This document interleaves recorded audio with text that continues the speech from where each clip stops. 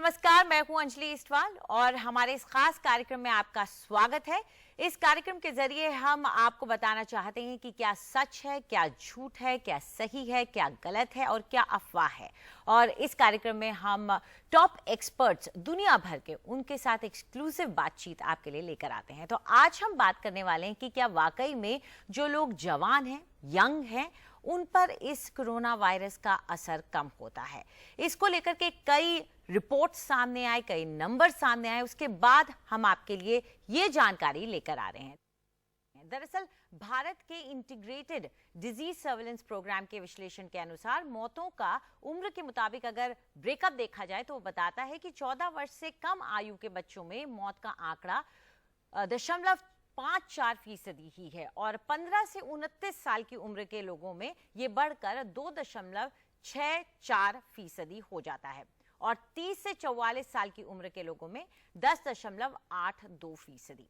वहीं अगर आप 45 से 59 साल की ये जो आयु वर्ग है उसमें देखें तो एक बड़ा उछाल देखा जाता है। 32.79% तक मौत का आंकड़ा पहुंच जाता है और 60 से 74 उम्र के लोगों में ये 39.02% तक पहुंच जाता है।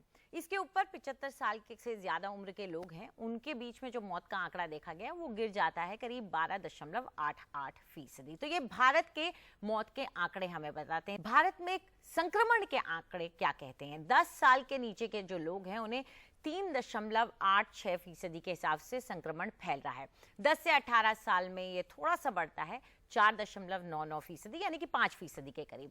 19 से 35 साल की उम्र में ये 33% हो जाता है और 35 से 50 अगर आप इसमें आते हैं तो यहाँ इन लोगों का आंकड़ा 27.61% का है।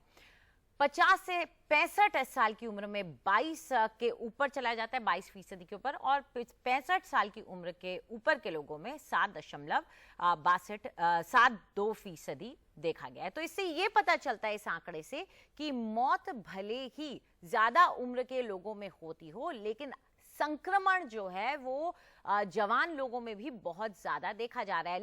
तो अगर हम अमेरिका के आंकड़ों पर नजर डालें तो उनके national centre for health statistics के आंकड़ों के मुताबिक 75 साल के पार लोगों के संक्रमण होने पर मौत का खतरा ज्यादा होता है। अगर हम उनके नंबर्स देखते हैं तो जो 18% तक की उम्र के लोग हैं उनमें खतरा कम है और 19 साल की उम्र से ऊपर आप देखते जाएंगे ये आंकड़ा बढ़ता जाता है। जो 75 साल की उम्र के लोगों में सबसे ज्यादा पाया गया है, ये उनकी मौत का आंकड़ा है। और हमारे साथ जुड़ गए हैं डॉक्टर राजेंद्र के धमीजा जो कि हेड हैं न्यूरोलॉजी डिपार्टमेंट के लेडी हार्डिंग मेडिकल कॉलेज के। उनसे जानने की कोशिश करेंगे कि क्या वाकई में भारत में युवाओं को खतरा कम है। डॉक्टर धमीजा, हमसे बात करने के लिए शुक्रिया आपका। तो आंकड़े जो बताते हैं संक्रमण तो उनमें बहुत ज्यादा होता है लेकिन मौत का आंकड़ा कहीं ना कहीं कम है। आप क्या मानते हैं युवाओं और कोरोना वायरस को लेकर? ये जो नोवल कोरोना वायरस SARS-CoV-2 का जो संक्रमण है ये अभी नया है, अभी सिर्फ 6 महीने ही हुए हैं और हमें इसके बारे में अभी जानकारियां मिल रही हैं।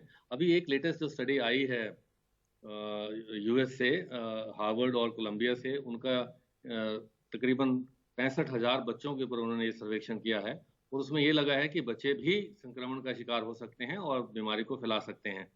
अभी तक हम यही मानते थे कि बच्चे जो हैं इस बीमारी से कम प्रभावित होते हैं और उनमें मौत का आंकड़ा भी कम रहता है, लेकिन जैसे जैसे ये महामारी बढ़ती जा रही है और हमें और जानकारियां प्राप्त हो रही हैं तो अभी जो जानकारी आई है लेटेस्ट जो है 2 दिन पहले ही, उससे ये लगता है कि 10 साल और 19 साल के बच्चे जो हैं उनमें भी संक्रमण फैलाने का खतरा उतना ही है जितना बाकी वयस्कों को है।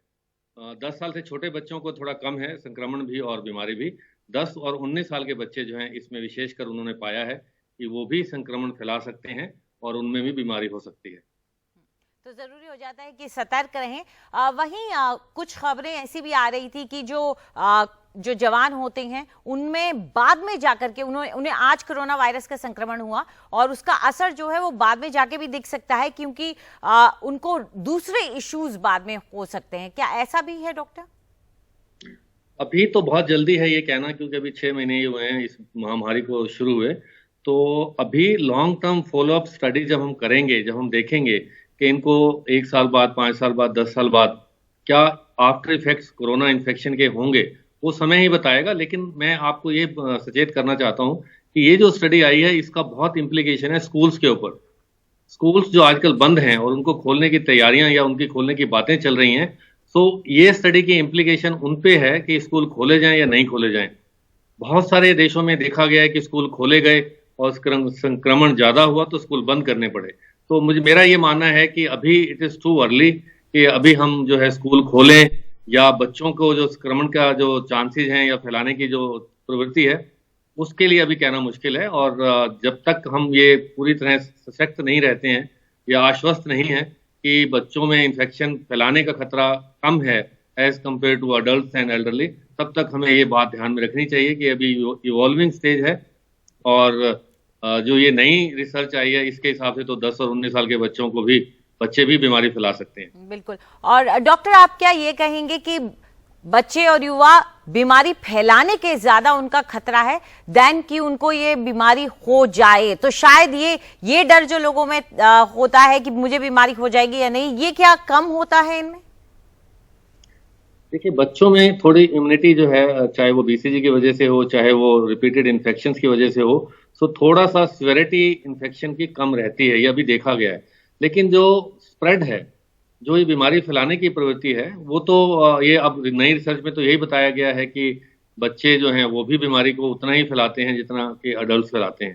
तो चांसेस कि ये बच्चे हैं इनसे अब बीमारी नहीं होगी, तो ये अभी कहना ठीक नहीं है। अब लेटेस्ट रिसर्च यही कह रही है कि बच्चे भी बीमारी को फैला सकते हैं। और इसकी इम्प्लीकेशन एक और भी है, हमारी जो इंडियन सोसाइटी में जब हम जॉइंट फैमिली का सिस्टम है तो उसमें बच्चे और ग्रैंड पेरेंट्स और ये सब जो मिलजुल के रहते हैं, तो उसमें भी हमें सावधानी रखने की जरूरत है कि बच्चे भी अपने ग्रैंड पेरेंट्स जो हैं, जो उनकी अगर जॉइंट फैमिली है तो उनमें खतरा ज़्यादा है और उनको हमें शील्ड करना चाहिए और इस बात का ध्यान रखना चाहिए कि बच्चे जो है बाहर से लाके या तकरीबन बच्चे बाहर जाते हैं लेकिन एल्डरली तो घर में ही है, तो वो भी बीमारी का या स्प्रेड करने का एक कारण हो सकता है।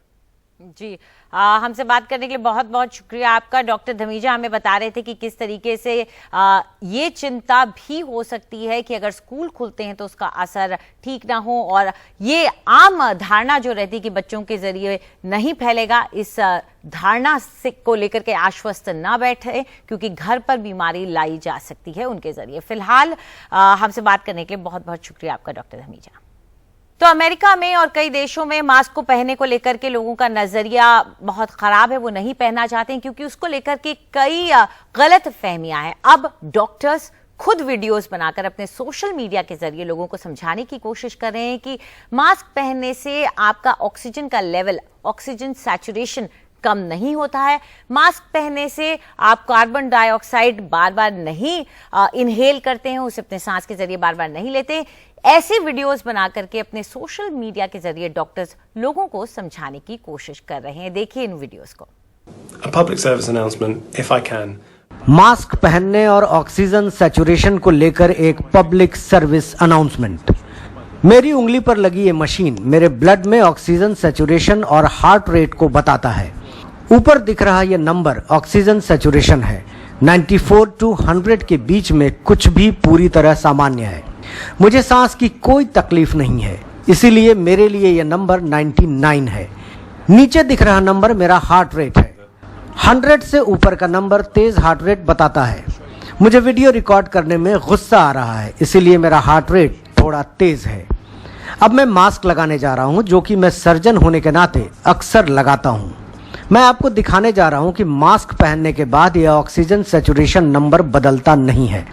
मास्क में ऑक्सीजन को कम करने की क्षमता नहीं है। यह क्लिनिकली गलत है।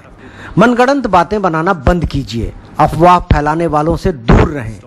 इसे राजनीतिक मुद्दा बनाना बंद करें। मास्क आपको और दूसरों को सुरक्षित रखता है। अगर मास्क पहनने को कहा गया है तो पहने, स्वार्थी मत बने। Do so. Stop being selfish. Hi everyone, so there's some concern that if you wear a mask, your CO2 levels will rise and you'll become... mask पहनने को लेकर लोगों की कुछ शंकाएं हैं। ऐसा कहा जा रहा है कि मास्क पहनने से कार्बन डाइऑक्साइड की मात्रा बढ़ती है और आप अचेत हो जाते हैं। इसलिए मैं एक बहुत अच्छी टीम के साथ आपकी शंका दूर करने के लिए आई हूँ। मैंने सुबह 7 बजे से एक सर्जिकल मास्क पहन रखा है। यह जो चीज़ है वो कार्बन डाइऑक्साइड को मापता है। मैं इसे अपने मास्क के अंदर रखने जा रही हूँ। यह एक लाइन दिखाता है कि कार्बन डाइऑक्साइड का स्तर गिर जाता है। आप देख सकते हैं कि 6 घंटे तक मास्क लगाए रहने के बाद भी कार्बन डाइऑक्साइड सामान्य स्तर पर है और मैं अच्छा महसूस कर रही हूँ। मास्क लगाएं, यह एक फन जैसा है। धन्यवाद। So, wear a mask, it's fine. Thanks. और अब वक्त आ गया आपके सवालों का जवाब देने का और हमारे साथ जुड़ गए हैं डॉक्टर विकास मौर्य जो कि डायरेक्टर हैं, हेड हैं पल्मोलॉजी फोर्टिस हॉस्पिटल शालीमार बाग के। डॉक्टर मौर्य, हम आपको सीधा सवाल सुनाते हैं जो हमारे पास भेजे जा रहे हैं। सुनिए सवाल। मेरा नाम सुशीला राय है। मैं 65 साल की उम्र है। मैं मास्क और दस्ताना लगाकर पार्क में जाती हूँ, फिर भी मुझे डर लगता है। मुझे क्या करना चाहिए? पेंडेमिक के टाइम में हम लोग ये कह रहे हैं कि आपको अवॉइड करना है बाहर जाना, क्योंकि अगर आप पार्क में जाके जॉगिंग करेंगे या भागेंगे तो वो आप मास्क पहन के नहीं कर सकते और कहीं ना कहीं आपको मास्क हटाना ही होगा। और अगर आप बाहर जाएंगे तो बाकी लोग भी, बहुत सारे लोग भी बाहर जाएंगे, तो ऐसा नहीं है कि हम किसी को रोक पाएंगे। तो इससे क्या होगा कि फैलने का खतरा बढ़ जाएगा, बिकॉज आपको मास्क वहाँ पे हटाना ही पड़ेगा। और बड़े सारे लोग होते हैं जो एसिम्प्टोमेटिक कैरियर होते हैं, तो इस तरह हम उनको अवॉइड नहीं कर सकते। तो मैं तो यही कहूँगा कि हमें बाहर जाना अवॉइड करना चाहिए, खासकर इस पेंडेमिक के टाइम में, क्योंकि नहीं तो ये बहुत ज़्यादा फैलेगा और इसके रिस्क बहुत ज़्यादा बढ़ जाएंगे और हमें कोरोना होने का खतरा भी बढ़ जाएगा। हमारा अगला सवाल सुनते हैं क्या है। मेरा नाम अमिता है। मेरे हस्बैंड की उम्र 40 साल है और वो एक डायबिटिक पेशेंट है। घर की सब्जियां, ग्रोसरीज लेने के लिए वो अक्सर बाहर जाते ही रहते हैं। मेरा सवाल ये है कि आजकल जो ये एसिम्प्टोमेटिक कोविड फैला हुआ है, ये पता नहीं चलता कि क्या सिम्टम्स हैं उसके, तो हम क्या क्या प्रिकॉशंस ले सकते हैं और क्या ये हवा के थ्रू भी फैलता है? देखिए, घर में अगर जैसे डायबिटिक हैं, वो तो हम कह ही रहे हैं कि ये रिस्क फैक्टर है हमें कोरोना होने के।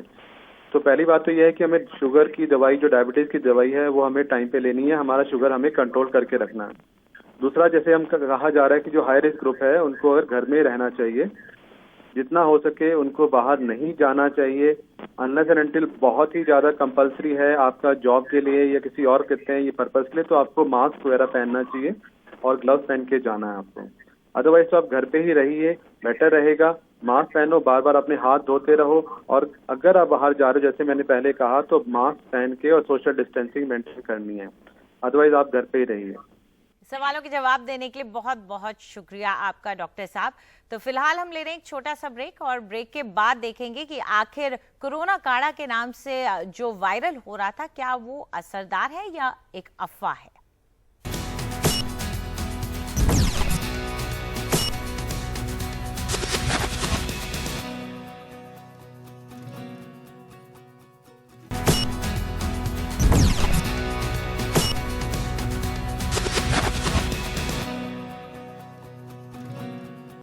और अब वक्त आ गया है एनडीटीवी की तरफ से कोरोना वॉरियर्स को सलाम करने का। ये वो लोग हैं जो लगातार अपनी परवाह किए बगैर रोज बाहर जा रहे हैं और अपना काम कर रहे हैं। माँ के प्यार की कोई सीमा नहीं होती, तभी तो 65 साल की कल्पना ने अपना गुर्दा अपने बेटे उत्तम को दान दे दिया। माँ बेटे दोनों कोरोना वायरस से भी जूझ रहे थे, लेकिन उनके हौसले बुलंद रहे। मैं बहुत बहादुर हूँ। मैंने सोचा कि जब नदी में तैरना शुरू ही कर दिया है तो पार भी कर लूंगी। मुझ में हिम्मत है।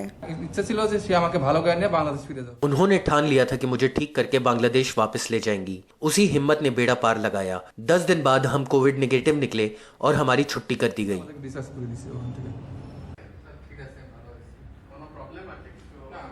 डॉक्टरों के लिए ये दोहरी चुनौती थी, अंग प्रत्यारोपण, वो भी महामारी के समय, और कोविड से ठीक हुए लोगों पर। माँ बेटे जनवरी में ढाका से निजी आर.एन. टैगोर अस्पताल आए थे। जब ट्रांसप्लांट की इजाजत मिली तब तक लॉकडाउन लागू हो चुका था। जून में ऑपरेशन से एक दिन पहले दोनों की जांच में कोरोना निकला।